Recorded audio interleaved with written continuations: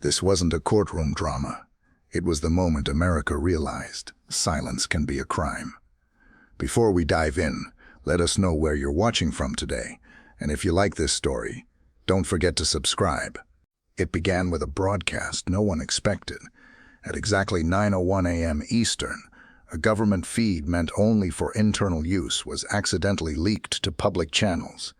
For 13 seconds, America saw something it wasn't supposed to see. Judge Clarence Thomas, seated in his chambers, staring directly into a camera and saying 5 words: cold, flat, irreversible. He left me no choice. The clip ended abruptly, no context, no introduction, just silence.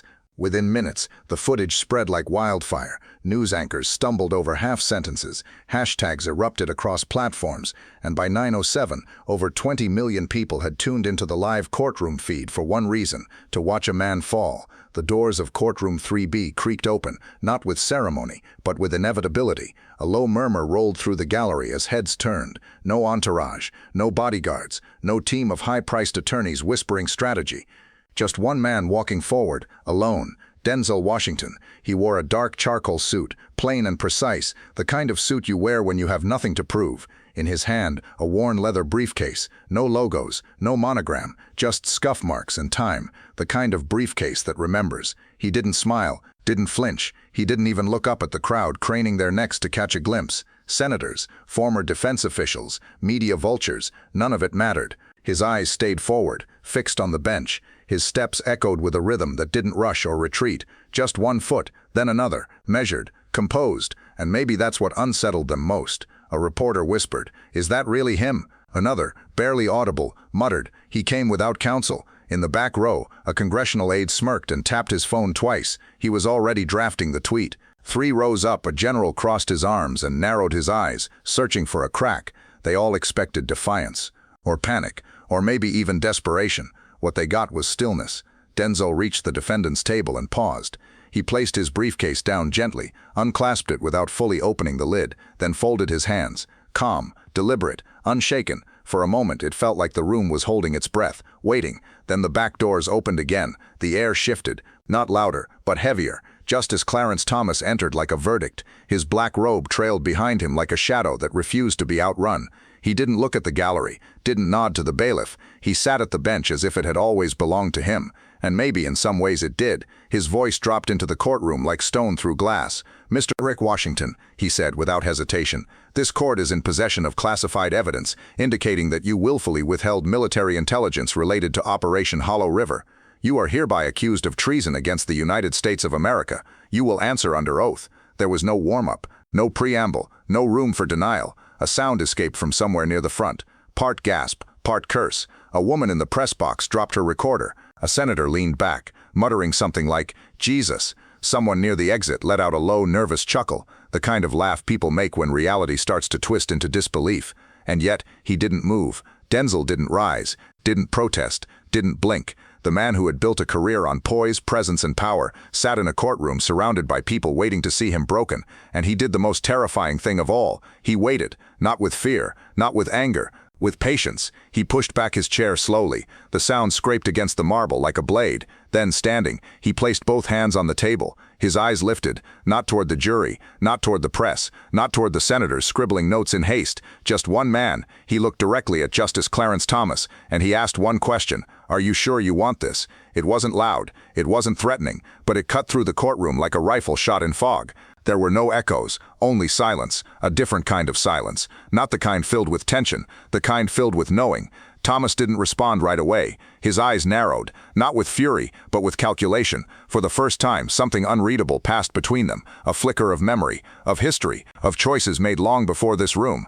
And in that flicker, the entire tone of the courtroom shifted, because somewhere, buried beneath robes and cameras and laws, everyone felt it. Denzel Washington hadn't come here to defend himself. He came here to reveal something, and no one, not the judge, not the gallery, not even the nation, was ready for what he had brought. Of all the questions ever asked in that courtroom, cross-examinations, objections, grandstanding statements meant to rattle opponents, none landed quite like that one. "Are you sure you want this?" It didn't echo. It didn't need to. It landed heavy, clean. A blade without motion.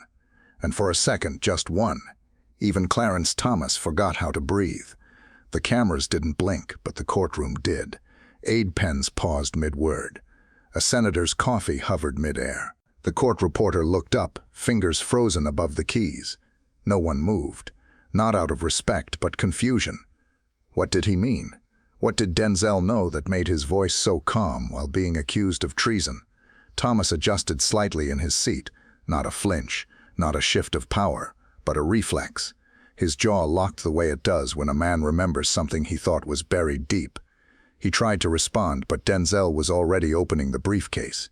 Not wide, just enough to slip a hand inside. The moment tensed. Two marshals in the corner straightened. One of them subtly shifted a hand closer to the sidearm on his belt. A defense official in the gallery leaned forward. A few reporters murmured, some expecting a stunt, some, maybe, were hoping for one. But there was no outburst.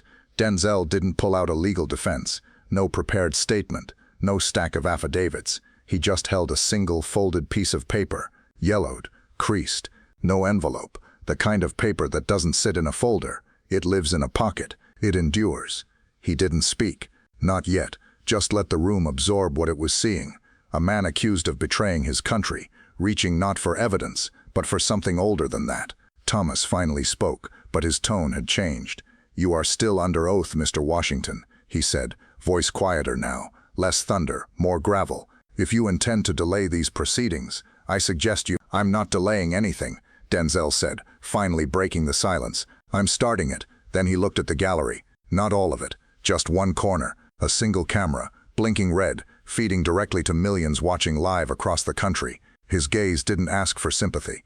It didn't search for allies. It said only one thing: "You need to see this." He turned back toward Thomas. "You once told me," Denzel said slowly, "that a man's silence can be his greatest betrayal." That line didn't come from a courtroom record. It wasn't part of the trial. It was personal, a sentence traded between two men in a different time, under different rules. And now it had come back to collect its due. Thomas's lip twitched, barely, but it was enough, because now it wasn't just law versus defendant. It was history versus legacy, and in that moment the roles blurred. Denzel unfolded the paper slowly, precisely. The sound of its creases cracking open filled the courtroom louder than a microphone. He laid it down on the table like it weighed more than it should. His hand hovered over it for a second, as if deciding whether to continue. Then, with his voice even, unshaken, he said, "This isn't a defense. This is something you ignored." He didn't yell. He didn't raise his fist. He didn't call out injustice or demand retribution, because what he was about to read didn't require volume. It required truth, and in that courtroom, truth was the only thing no one had prepared for. He didn't preface it, didn't clear his throat or ask for permission. He simply lowered his eyes to the page and began to read. "My name is Mara Wilkins. I am the mother of Private First Class Darius Wilkins. He was my only child. He died 2 years ago in an operation the Army won't name and won't explain." Denzel's voice didn't shake, but it carried something heavier than emotion, conviction. Each word landed soft, but not weak, like raindrops before a storm. In the gallery, the ambient rustling stopped. No more shifting, no more murmurs. Just the sound of a mother's words echoing from the mouth of a man accused of betraying his country. "They came to my door with a folded flag, 3 men in uniform. They said he served with honor. They said he was brave. But they didn't say how he died, or why. They didn't give me answers, just condolences and silence. A single cough echoed from the back of the room, then nothing. Even the court stenographer, trained to record through chaos, slowed her typing. I asked questions," Denzel continued, voice still low. "They said it was classified. I begged. They said it was for national security." A senator shifted in his seat, his brow tightening. Somewhere near the back, a younger staffer pressed her hand to her mouth. "But when I closed his bedroom door that night," Denzel read, "I knew something was wrong.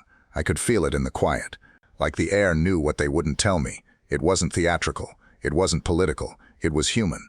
The kind of human that bypasses headlines and drills straight into the gut. For weeks," he read, "I slept in his bed. I held his jacket like it could bring him back. I smelled his clothes. I played his voicemails on loop until I memorized every hesitation. And when I finally stopped crying, I started writing. Not for justice, just for truth." Denzel paused. Not long, just enough for the room to catch up. He looked up, not at the judge, not at the lawyers, but at the camera again. The one broadcasting to the world. "I'm not writing this to punish anyone," he read on. "I'm writing because my son mattered, because somewhere in a folder, behind a redacted line, is a sentence that explains why I had to bury an empty body bag instead of a goodbye." That one landed. A juror blinked rapidly, as if something had gotten in his eye. A man in uniform dropped his gaze to the floor. The courtroom was no longer a courtroom. It was something else. A chapel, a graveyard, a memory, and Denzel, standing at the center, wasn't playing a role. He was carrying a ghost. "I don't have rank, I don't have power," the letter read, "but I have the truth, and if I have to pass it from hand to hand, voice to voice, until someone finally hears it, so be it." He folded the letter, slowly, like it was something sacred, and when he placed it on the table, flat and centered, no one breathed. Then he looked up at Clarence Thomas and said 6 words. "You knew this wasn't just paperwork, no accusation, no rage, just truth, standing in the middle of a courtroom built to bury it." He didn't wait for permission. With the same calm he'd shown since the moment he walked in, Denzel opened the briefcase fully for the first time. Inside wasn't chaos. No piles of paper, no clutter of evidence meant to overwhelm. Just 2 folders, slim, precise, labeled in block letters: Hollow River, Field Log, Medical Exfil Report. He took the first and laid it on the table like a scalpel about to cut through months of silence. Then he held it up so that even those in the back rows could see the header: bold, declassified, and unmistakably real. "These are not opinions," he said, quiet but firm. "These are federal records, unsealed 7 days ago." The gallery tensed again. Some scoffed. A reporter muttered, "Here comes the performance." A former intel officer crossed his arms. But Denzel didn't flinch. He opened to a marked page, held it briefly under the lights, then read. Log entry. April 17, 02:46 a.m. Subject recovered from blast zone, showing signs of shallow respiration. Field medic contacted, awaiting stabilization. He paused. Let the silence stretch. Then follow-up entry. None recorded. No one reacted immediately. The weight of it took a moment to land. Then, like a ripple breaking the still surface of a lake, it did. A senator leaned forward. A defense official frowned, eyes narrowing. And on the jury bench, someone's hand trembled slightly as they adjusted their pen. He was alive, Denzel said. Not assumed. Not speculated. Recorded. And then he vanished. He laid the second folder on the table, opened it with the same deliberate precision, and turned to another flagged page. "This is the transport manifest," he continued. 3 wounded were evacuated. Only 2 reached the field hospital. He didn't explain it. He didn't need to. The omission spoke for itself. Then came the next blow. Denzel slid one last document forward, slower this time. A requisition form. Medical equipment requested for Hollow River. Defibrillator. Trauma kit. Airway mask. All signed out. All approved. All never logged as returned. At the bottom, a faint signature, nearly illegible but traceable, and just below that, L. Kenner, Strat Defense Logistics, the same private contractor rumored to have run field operations on behalf of the Pentagon, the same company linked through quiet whispers and forgotten budget lines to covert ops the government would rather forget. Denzel didn't raise his voice. He didn't accuse. He simply looked back at the judge, and then in a tone colder than anything he had spoken all morning. "There's no paperwork error here, Your Honor. There's a body that disappeared on someone's order, and a silence that was signed into existence." For a long moment, the courtroom said nothing. Then, from somewhere in the gallery, a whisper, "Oh my God," because it wasn't a theory anymore. It was a map, and every line led somewhere no one wanted to go. He didn't pause to gather momentum. He didn't need more proof. What came next wasn't evidence. It was revelation. Denzel reached into the briefcase one final time. This time, the movement was sharper, not rushed but decisive, like a man done with asking for permission.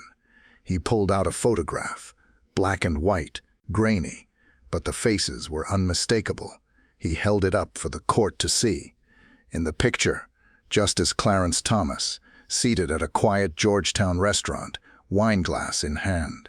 Across from him, Leonard Kenner, CEO of Strat Defense Logistics, the same signature from the requisition form, the same company whose gear went missing, whose records had holes, whose contract covered the operation that left Darius Wilkins breathing and then erased.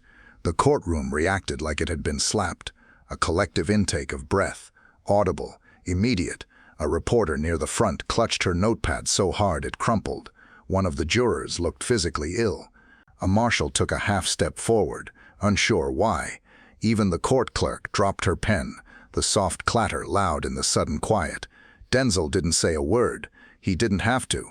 The photograph said everything. Conflict of interest, complicity, collusion. But there was more. From beneath the folders, he retrieved a small marked device, a government-issued audio recorder. No embellishments, no theatrics.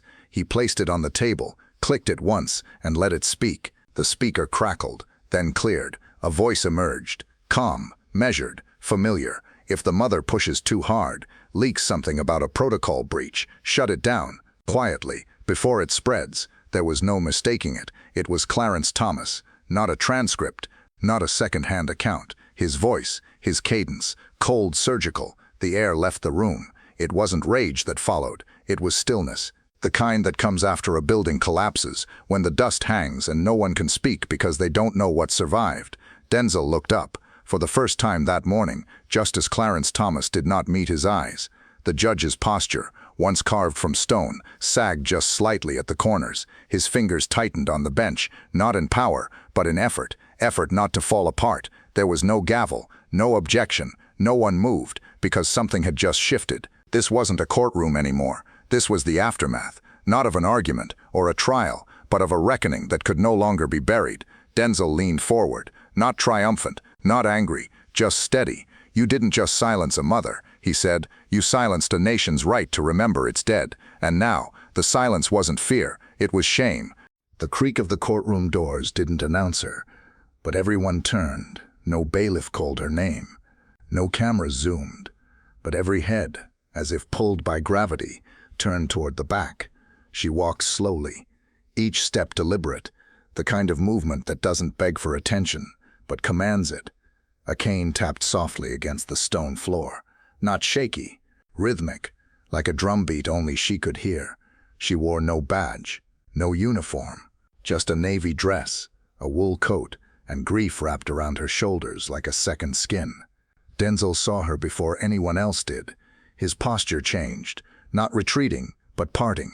He stepped back from the witness stand and let her pass, as though even the courtroom itself had to make room for something older than justice. Eloise Wilkins, Darius's grandmother. She didn't pause to cry. She didn't ask to speak. She simply approached the stand, adjusted the mic with hands that had buried 2 generations, and faced the judge with eyes that had outlived too much. "I buried my daughter," she said, voice low but firm. "Then I buried my grandson. And I have never, not once, been told the truth about why." The room held its breath. She reached into her coat and pulled out a photo. Old, faded, edges curled. In it, a young black soldier leaning against a rusted sedan, smiling like the world hadn't yet swallowed him. A proud Army Mom bumper sticker half peeled on the trunk. "He loved that car," she said. "Said he'd fix it when he got back." She held the photo high. Not for the judge, not for the press, but for the camera, for the country. "But he never got back, and they never told me why." Her voice cracked, not from weakness but from weight, the weight of silence, of buried records, of folded flags and unreturned calls. The gallery said nothing, not out of respect but because there was no response. Then came another voice, softer, higher. From the edge of the gallery, a boy stepped forward, no more than 9 years old, brown skin, buzzed haircut, wearing an oversized blazer that swallowed his arms and hung just above his knees. In his cupped hands, a tarnished military medal, ribbon frayed, edges scratched from too much handling. No one stopped him. He moved slowly through the aisle. The crowd parted, instinctively, not like he was interrupting, but like he belonged there. He reached Denzel, who knelt without a word. The boy extended his hands, revealing the medal.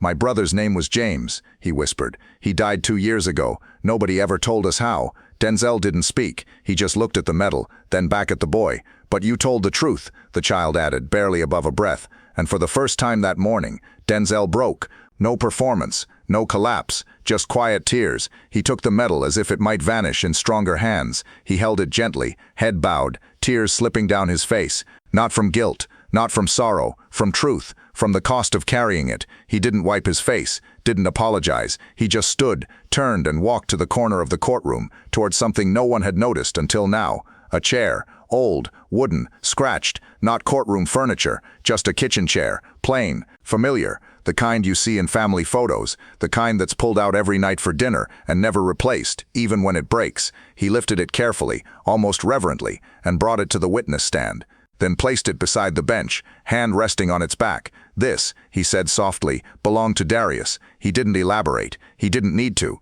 He let the silence fill in the story. He sat in it every night, Denzel said, told jokes, talked about the future, said he wanted to serve. Right here, this is where he laughed before he left. And then he said nothing else, because the chair said enough. It wasn't evidence, it was absence, made visible. The courtroom didn't move, not the judge, not the jury, not the cameras, because what they were seeing now wasn't a trial, it was memory. And memory, when it finally speaks, doesn't scream, it whispers, and everyone hears it. No verdict was read. No gavel came down. Justice Clarence Thomas didn't dismiss the court. He didn't speak at all. He simply sat there, unmoving, staring not at Denzel, not at the evidence, but at the chair, the empty chair, the one that had spoken louder than anything he could say. By the time Denzel walked out of courtroom 3B, the world was already outside waiting for him. Thousands lined the steps. No chants, no protests, just silence. Some held flags. Others wore medals they hadn't touched in years. A few brought photos, faded, framed, wrapped in plastic from too many vigils that never made the news. But no one reached out to touch him. They parted, like he was carrying something sacred, because they knew he was. He held two things in his hands, a folded letter and a child's medal. That was all. No entourage, no team, no declaration, just truth. 3 days later, without press or statement, Justice Clarence Thomas resigned. It wasn't announced on television. There were no interviews, no legacy speeches, just a one-line administrative update filed quietly at 7:04 a.m. Effective immediately, Justice Clarence Thomas has vacated the bench. Some tried to spin it, others scrambled to defend it. But for anyone who had been in that courtroom, or watched even a minute of what unfolded, it wasn't a resignation, it was surrender, not to politics, to truth. And truth didn't demand anything, it waited. Later that week, a new structure appeared at Arlington. No ceremony, no ribbon cutting, no generals giving speeches, just a black wall, granite, silent, untitled, etched into it, not by rank, not by branch, not by combat theater, but by something rarer, names that had been erased, redacted, forgotten. At the base, flowers, coins, folded notes, and one message, scrawled on the back of a faded photo: "You were never invisible."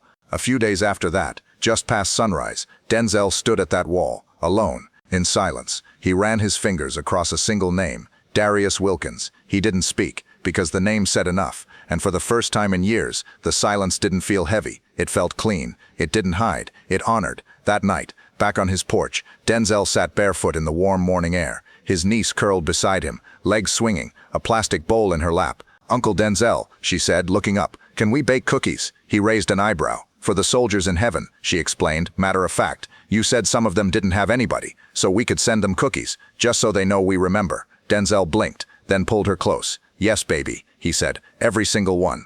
That night, the scent of baking filled the house, laughter too, not loud, but real. And taped to the front door, written in shaky cursive, was a note. No envelope, no signature, just 12 words. "You brought my grandson home, not with a coffin, but with truth." He held it to his chest, eyes closed. Inside, the oven beeped. "Uncle," his niece called, "the cookies are burning." He laughed, through tears, and for the first time in a long, long time, it didn't feel like something was ending. It felt like something had just begun.